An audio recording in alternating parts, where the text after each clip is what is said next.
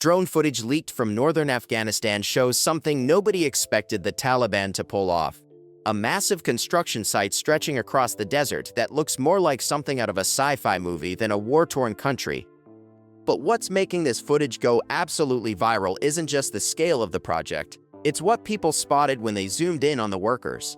The aerial shots show what appear to be children as young as 10 years old moving materials, alongside adults, and several women who look visibly pregnant working in the scorching heat without any safety equipment. Sources claim the Taliban is so desperate to meet their construction deadlines that they're hiring anyone who work for basically nothing. Kids getting paid a couple dollars a day, pregnant women who need money for their families, elderly men who should have retired years ago. The whole operation runs 24/7 with workers doing brutal shifts. Because apparently the Taliban doesn't have enough time or money to do this properly, so they're just throwing cheap labor at it and hoping it works. Social media exploded when human rights activists started analyzing the footage, with some calling it the most ambitious infrastructure project in Central Asia built on exploitation, while others are warning it could trigger the region's next major conflict. The construction is so massive that satellite images show the landscape changing week by week, and the footage has everyone asking the same question. How is the Taliban pulling this off with what looks like slave labor? And what happens when neighboring countries find out what they're really building? The Taliban has been working on something called the Kosh-Tepe Canal since taking control of Afghanistan in 2021, and it's way bigger than most people realize. This isn't just some small irrigation ditch. We're talking about a mega canal that stretches for about 285 kilometers across the northern part of the country. The whole point is to divert water from the Amu Darya River to turn huge areas of desert and dry land into farmable soil. Think about what that actually means. Afghanistan has been dealing with food shortages and agricultural problems for decades, and the Taliban is basically trying to solve that by redirecting an entire river system. The Amu Darya is one of AIP, the major rivers in Central Asia, and now the Taliban wants to use it to irrigate massive sections of land that have never been farmed before. The project is being pushed as the Taliban's flagship achievement, something they can point to and say they're actually building the country instead of just fighting wars. After 2021, when they took over again, this canal became their number one priority for showing they could govern and not just rule through force. What makes this interesting is the timing. Most governments would take years just planning something like this. But the Taliban started construction almost immediately after gaining power. They're treating this like it's their legitimacy project. If they can make the canal work, they prove they can run a country. The northern regions of Afghanistan have always struggled with water access for agriculture, so the idea isn't completely random. But the scale they're going for is unprecedented for Afghanistan. They're not just trying to irrigate a few farms, they want to transform the entire agricultural economy of the north. The canal system is designed to pull water at rates that would make most civil engineers nervous. When you're talking about moving 650 cubic meters of water per second through an artificial channel, you're dealing with serious hydraulic racing. Forces that need to be managed correctly, or everything falls apart. The pressure on the canal walls, the flow dynamics, the potential for erosion, all of this requires precise engineering. What's interesting is that this kind of massive water diversion project usually takes a decade or more of planning before construction even starts. Environmental impact studies, geological surveys, hydrological modeling, all that boring but necessary stuff that makes sure the project won't cause disasters. But the Taliban basically skipped all that and went straight to digging. The dimensions of this canal are actually crazy when you look at the numbers. The main sections are about 108 meters wide. That's longer than a football field. And it's not shallow either. The depth is around 8 to 8.5 meters, which is deep enough that you could probably fit a two-story building in there. The design calls for a water flow of about 650 cubic meters per second. To put that in perspective, that's an absolutely massive amount of water moving through this canal constantly. We're talking about enough water flow to supply a major city, except it's all going toward irrigation. Engineers who have looked at the project say the scale is comparable to some of the biggest irrigation systems in the world. This isn't amateur-hour construction. The specifications suggest they're trying to build something that could genuinely change agriculture across multiple provinces. The width alone makes it one of the widest irrigation canals being built anywhere right now. When you combine that with the depth and the flow rate, you start to understand why people are calling this a mega canal. It's not an exaggeration. The thing is genuinely enormous. The engineering challenges of maintaining structural integrity at this scale are massive. Canal walls need to withstand constant water pressure, deal with temperature fluctuations that cause expansion and contraction, and resist erosion from the flowing water, all while being built in a region that can experience earthquakes and extreme weather conditions. Most modern canal projects use sophisticated materials and construction techniques: reinforced concrete, specialized linings, drainage systems to prevent undermining. The question everyone's asking is whether the Taliban has access to these materials in the core expertise to use them properly. Rushing construction while using potentially substandard materials is a recipe for structural failures down the line. The comparison to other major irrigation projects worldwide shows just how ambitious this is. China's massive canal systems took decades to build with unlimited resources. The California aqueduct system was constructed over many years with some of the best engineering talent in the world. And here's the Taliban trying to do something comparable in a fraction of the time with a fraction of the resources. What's wild is that they're building this in Afghanistan, a country that's been at war for over 40 years. The technical expertise and resources needed for something like this are serious, and somehow the Taliban is managing to coordinate it despite all the sanctions and international isolation. The canal is supposed to be capable of irrigation on a massive scale, enough to potentially transform hundreds of thousands of hectares of land from desert into agricultural zones. If they actually complete it and it works as designed, the impact on Afghan food production could be huge. Here's where things get really interesting. Zabihullah Mujahid, who's basically the Taliban's main spokesman, made a pretty bold promise recently. He said they're going to close out Phase 2 of the canal within 5 months, with the target of September 2025. That's an insanely aggressive timeline for a project this size. When you're talking about infrastructure, on this scale, 5 months is nothing. Normal construction projects of this magnitude take years just for a single phase. But the Taliban is pushing their workers and contractors hard, reportedly running operations 24/7 to meet these deadlines. The pressure to finish comes from multiple angles. First, they need to show results fast to maintain domestic support and prove they can deliver on promises.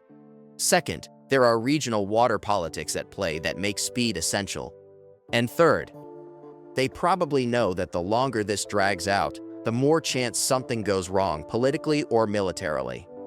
Reports from the construction sites talk about round-the-clock operations with workers doing shifts at all hours. This isn't a normal construction schedule. It's more like a military operation where they're treating completion as a strategic objective that has to be met no matter what. The September 2025 deadline isn't arbitrary either. It probably has to do with seasonal factors for irrigation and planting cycles, plus political considerations about showing progress before certain regional meetings or events. The Taliban wants Phase 2 operational, so they can point to actual water flowing and actual irrigation happening. But here's the thing, rushing massive infrastructure projects usually leads to problems. Quality control becomes an issue. When you're prioritizing speed over everything else, shortcuts get taken, proper engineering protocols get skipped, and long-term maintenance concerns get ignored in favor of hitting the immediate deadline. Experts watching this project are skeptical about whether September 2025 is realistic, even with unlimited labor and money. There are physical limitations to how fast you can move earth, pour concrete, and build structures that need to last decades. The Taliban is basically betting everything on speed. This is where the canal gets really controversial. The Amu Darya River doesn't just belong to Afghanistan, it's shared with several other countries, particularly Uzbekistan and Turkmenistan downstream. When you start diverting massive amounts of water from a shared river, you're basically taking water that other countries were counting on. Experts have described this as a classic conflict between national sovereignty and regional water security. Afghanistan has a right to use water from rivers within its borders, but when that usage significantly impacts neighboring countries, it becomes a regional problem really fast. The tension is between Afghanistan's very real need for agricultural development and food security versus the water needs of downstream countries that have built their own agricultural systems around expected river flows. If the Taliban succeeds in diverting 650 cubic meters per second, that's water that won't be reaching Uzbekistan and Turkmenistan. This isn't theoretical either. Central Asia has seen water conflicts before, and they can get serious. Countries in this region have gone to the brink over water rights multiple times in the past few decades. The Amu Darya is particularly sensitive because so many people depend on it for agriculture and drinking water. What makes the situation more complicated is that Afghanistan is currently run by the Taliban, who aren't exactly known for diplomatic compromise. They're not going to stop the Canal project because Uzbekistan or Turkmenistan complains. They see this as their sovereign right and their path to food security, and they're willing to risk regional tensions to make it happen. The downstream countries are watching this closely, and there have already been quiet diplomatic protests. The problem is that Afghanistan is isolated internationally right now, so normal diplomatic channels aren't working great. The Taliban doesn't have much to lose from international pressure, since they're already sanctioned and isolated anyway. Some analysts say this could evolve into a real security issue if the water diversion significantly impacts agriculture in Uzbekistan or Turkmenistan.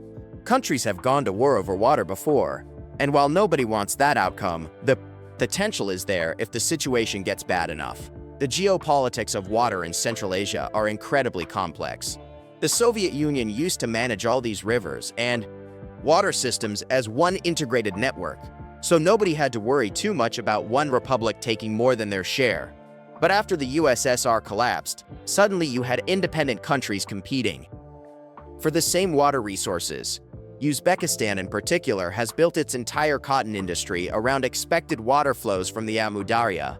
If those flows get reduced significantly because Afghanistan is diverting water upstream, Uzbekistan's agricultural economy takes a hit. And when economies suffer, governments have to respond or risk domestic unrest. Turkmenistan has similar concerns, though they're generally quieter about it diplomatically. But make no mistake, they're watching this project very carefully and calculating how much water they're going to lose. The fact that the Mons mean Taliban is moving so fast suggests they want to present the international community with a done deal before opposition can organize effectively. The Taliban's position seems to be that they'll finish the canal no matter what and deal with regional consequences later. That's a risky strategy, but it matches their general approach to governance. Act first, negotiate later if necessary. While everyone's focused on the canal, there's another massive project that's supposed to be happening in Afghanistan, the TAPI pipeline. TAPI stands for Turkmenistan, Afghanistan, Pakistan, India, and it's supposed to be a huge natural gas agreement pipeline connecting all these countries. The pipeline is supposed to bring Turkmen natural gas through Afghanistan to Pakistan and India, creating a major energy corridor and giving Afghanistan transit fees and access to natural gas. On paper, it sounds great: infrastructure development, economic benefits, regional integration, all that good stuff. But here's the problem. The TAPI project is in serious doubt right now. Multiple observers and analysts are warning that it might stall out completely or drag on for years beyond any reasonable timeline. The security situation in Afghanistan is a major concern, obviously, but there are also governance issues and regional politics complicating everything. The biggest issue is that India has basically backed away from the project. Without India as an end customer, the economics of the whole pipeline change dramatically. You're talking about building hundreds of kilometers of pipeline through difficult terrain in an unstable country. And if one of your major buyers isn't actually going to buy the gas, the whole financial model falls apart. Pakistan is still theoretically interested, but they've got their own economic problems and energy needs that might be met through other sources. And they're definitely not excited about relying on a pipeline that runs through Taliban-controlled state territory for their energy security. The security risks are massive. Building and maintaining a pipeline through Afghanistan requires protecting a linear target that stretches across provinces where insurgent activity still happens. Even though the Taliban controls the government now, that doesn't mean every inch of Afghan territory is stable and secure. There were initial plans and announcements about getting construction moving, with some, quote, talk about reaching Herat by 2025. But that timeline keeps getting pushed back, and nobody really knows when or if serious construction will actually happen.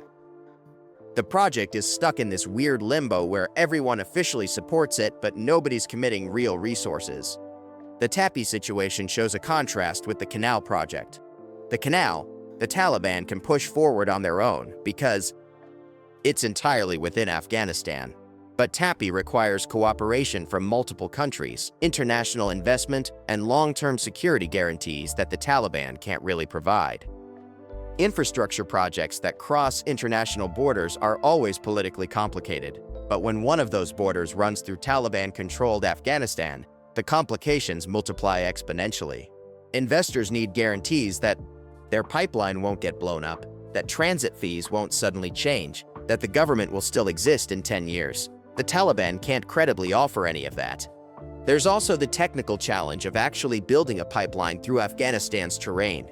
The route would need to cross mountains, deserts, and areas where basic infrastructure doesn't exist. You need roads to bring in equipment, power to run construction sites, water for workers, all the support infrastructure that makes major construction possible. A lot of that doesn't exist in the proposed pipeline route.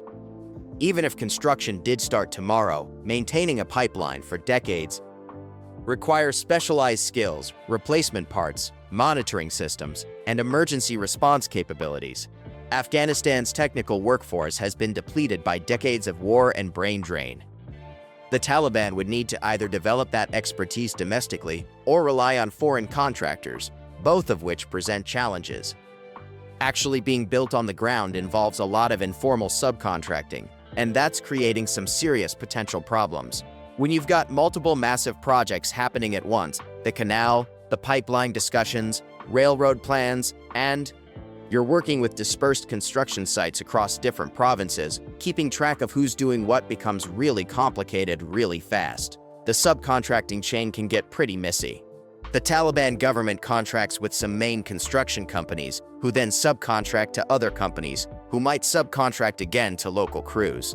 With each layer of construction, subcontracting, compliance with standards and quality control gets harder to maintain. This isn't unique to Afghanistan. Informal subcontracting happens on big projects everywhere. But when you combine it with the Taliban's governance style, limited international oversight, and the pressure to finish quickly, you get situations where regulatory gaps can become actual structural problems. Nobody knows exactly how many different contractor and subcontractors are working on the canal at any given time. Records aren't being published in detail, and the Taliban isn't exactly big on transparency about project management. This makes it hard to know if proper engineering standards are being followed consistently. The rush to meet deadlines makes this worse. When you're working 24/7 and pushing to finish by September, there's huge pressure to cut corners. Maybe concrete doesn't cure for quite as long as it should. Maybe quality inspections get rushed or skipped. Maybe materials that don't quite meet spec get used anyway because ordering the right ones would cause delays. These kinds of compliance gaps might not cause immediate problems. The canal might get built and initially work fine. But infrastructure projects need to last for decades, and shortcuts taken during construction can turn into major failures years later. Canals can collapse, embankments can fail, and water systems can break down if they weren't built properly. The dispersed nature of the work makes it even harder to maintain consistency. Different sections of the canal might be built to different standards depending on who's doing the work and how closely they're being supervised. That creates weak points in the system that might not be obvious until something goes wrong. International engineering standards exist for a reason. They represent best practices developed over decades of building infrastructure. When those standards aren't being followed, consistently because of informal contracting chains, you're taking risks with long-term project viability. So where does all this actually lead? The big questions everyone's asking are whether the Taliban can actually pull off what they're promising and what happens if they do. The Phase 2 completion target of early 2026 is either going to be a major achievement for the Taliban or a major embarrassment. If they actually finish Phase 2 on schedule and the canal works as designed, that's going to force a lot of people to reassess their assumptions about Taliban governance capabilities. But finishing Phase 2 is just the beginning. Phase 3 is supposed to come after that, extending the canal system even further. And Phase 3 is where the regional tensions really start to matter. The more water the Taliban diverts, the more pressure builds from downstream countries. The question is whether they can complete Phase 2 and then launch Phase 3 without triggering an open conflict with Uzbekistan or Turkmenistan. Those countries have been relatively quiet so far, but if their agricultural sectors start hurting because of reduced water flow, they're going to have to respond somehow.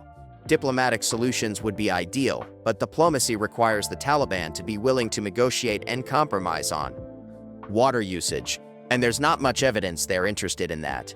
They see this as an internal Afghan project that's essential for their food security, and they're not going to stop just because neighboring countries object. The Tapi pipeline situation is more uncertain. The question of whether it actually reaches Herat in 2025 or gets backward reprogrammed again seems to depend on factors mostly outside the Taliban's control. Regional security guarantees, international investment decisions, and commitments from countries like India and Pakistan. Without India involved, Tapi becomes a much smaller project serving mostly Pakistan, and the economics get sketchy. The Taliban wants it to happen because of the transit fees and energy access, but wanting something doesn't make it viable if the other pieces don't fall into place. Security remains the biggest obstacle for Tapi. Even if all the countries agreed tomorrow to move forward, building a pipeline through Afghanistan while guaranteeing its security for decades is a massive challenge. The Taliban controls the country now, but that doesn't mean they can prevent every attack on infrastructure. The canal project moves forward regardless of international cooperation because it's purely domestic. The Taliban can build it with their own resources and labor, even if the rest of the world doesn't approve. But Tapi requires cooperation that may never materialize. Observers are watching to see if the Taliban can actually maintain the pace they've set. 5 months to finish Phase 2 is incredibly aggressive, and there's a real chance they miss that deadline. If they do, it raises questions about their project management capabilities and whether the later phases are realistic at all. The potential for the entire project to stall exists if they hit major technical problems or if internal political issues within the Taliban disrupt priorities. Infrastructure projects can collapse for all kinds of reasons, and Afghanistan has a history of ambitious plans that never quite work out. There's also the question of long-term maintenance. Even if they build the canal successfully, operating it for decades requires ongoing investment, skilled personnel, and stable governance. The Taliban is betting they can provide all of that. But history suggests maintaining complex infrastructure in Afghanistan is really difficult. The leaked footage shows massive construction activity right now, but the real test comes when water is actually flowing through completed sections and farmers are trying to use it for irrigation. That's when you find out if the engineering was done right, and if the project actually delivers the agricultural transformation the Taliban is promising. And that brings us back to the viral footage that started all this attention. The drone shots show an enormous construction site with heavy machinery and thousands of workers. But what they don't show is whether this rushed mega project will actually work. The Taliban is gambling everything on completing the Kosh-Tepe Canal, despite regional tensions, questionable construction practices, and an aggressive timeline that might not be realistic. Leaked engineering assessments supposedly buried by the Taliban government suggest the canal's structural integrity might not hold up to the water pressure and flow rates planned for full operation. If those documents are real, and the warnings were ignored in the Kosh-Tepe Canal, rush to meet deadlines, the footage we're seeing now might be documenting not the Taliban's greatest achievement, but the construction of Afghanistan's most expensive future disaster. one that could literally collapse and flood northern city provinces within years of completion, taking with it any credibility the Taliban built and potentially destabilizing the entire region's water system in ways nobody has fully calculated yet.